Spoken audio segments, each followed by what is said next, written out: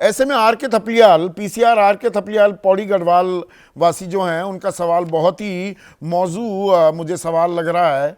और विनोद, इस सवाल पर थोड़ा गौर कीजिए। ये कह रहे हैं कि यहाँ विधानसभा चुनाव को ही कूड़े में तब्दील कर दिया गया है, जहाँ वोटर को खरीदने का बाजार सज चुका है और जिम्मेदार संवैधानिक संस्थाएं मौन हैं। कि कूड़े की जो ये बात हो रही है, ये तो वोटर को कूड़ा बनाकर छोड़ दिया।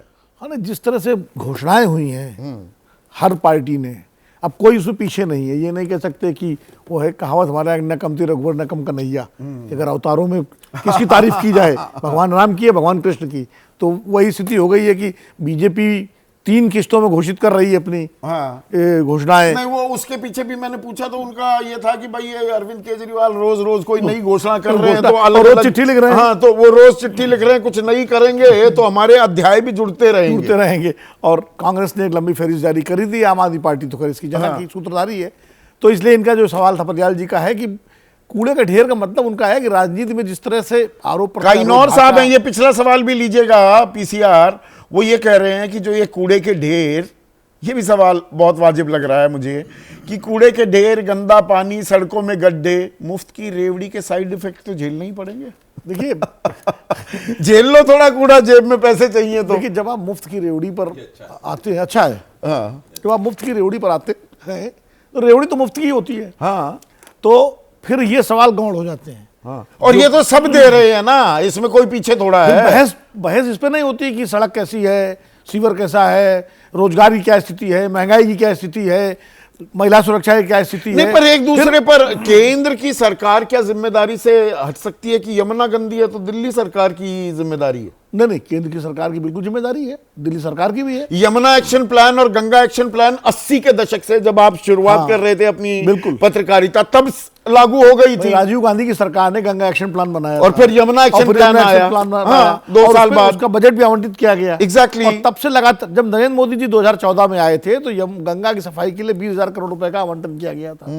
और आज भी, अभी कुंभ में योगी जी डुबकी लगा के आए हैं, लेकिन अगर आप पता करिएगा तो कैसे वो पानी वहां संगम में किया गया है डाइवर्ट, और करके उसको पूरा, ताकि ये कुंभ हो जाए। हाँ, कुछ शॉर्ट टर्म मेजर्स की, हाँ भाई यहाँ डुबकी लगाने लायक इंतजाम हो जाए। खुद आचमन हो सकता है क्या? खुद शंकराचार्य ज्योतिषपीठ के आदरणीय अभिमुक्तेश्वरानंद जी का वो बाइट आप देखिए, जिसमें उन्होंने कहा कि इतने कुंभ में जो है, उन्होंने उदाहरण दिया एनजीटी का, जिसने कहा कि पानी जो है स्वास्थ्यवर्धक नहीं है और नुकसानदेह है। उन्होंने कहा कि लोगों के स्वास्थ्य का खिलवाड़ किया जा रहा। ये शंकराचार्य जी का बयान है। तो ठीक है। नहीं, आजकल तो ये हो गया ना, शंकराचार्य भी 2 खेमे में बट गए हैं, कुछ कांग्रेसी शंकराचार्य हो गए हैं, कुछ भाजपाई शंकराचार्य। वो बात आपकी सही है।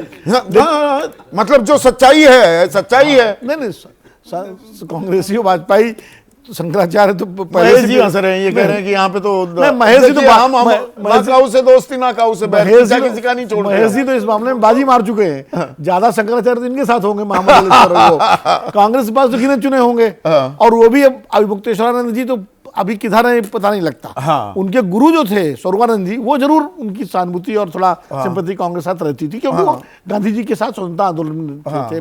खैर, अपने मुद्दे पे आते हैं, दिल्ली के मुद्दे पर।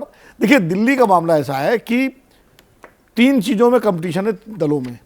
एक दूसरे पर आरोप प्रत्यारोप में, भाषा की मर्यादा को नीचे उतारने में, और तीसरा रेवड़ियां बांटने में।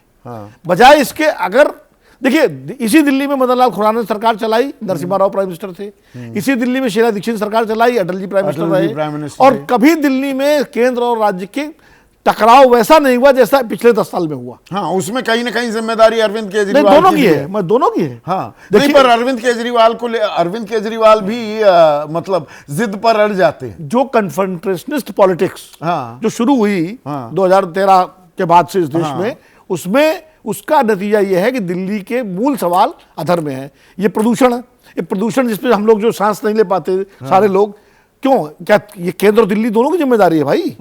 अगर और दिल्ली पर भाई ग्रैप लग रहा है, ग्रैप 3, ग्रैप 4, तो हरियाणा से क्या धुआं आ रहा है या क्या पंजाब से आ रहा है? और सिर्फ किसानों को जो बलि का बकरा बना दिया जाता है, जो वैसा प्रदूषण हो रहा है, औद्योगिक प्रदूषण, मैं कह रहा हूं उसके बारे में कौन बात करेगा? अब तो पराली नहीं जल रही है। अब नहीं जल रही, कहां से आ रहा है? एक वही देख लीजिए क्या है। हाँ, तो कुल मिलाकर के ये इस समस्या से मुंह मोड़ना है। यही जमुना के बारे में भी है कि जमुना इतने राज्यों से होके आती है।